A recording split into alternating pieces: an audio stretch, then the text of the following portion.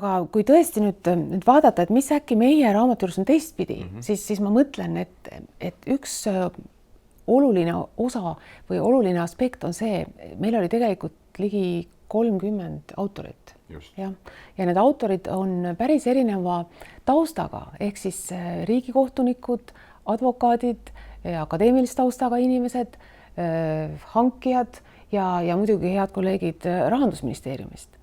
Ehk me seda raamatut kirjutades väga püüdsime selle poole, et tekiks selline ühine arusaam, vähemalt baastõdedest. Muidugi paragrahvid ja teemad olid autorite vahel jagatud, aga siiski, et me kõik oleksime ühel nõul teatud põhimõttelistes küsimustes.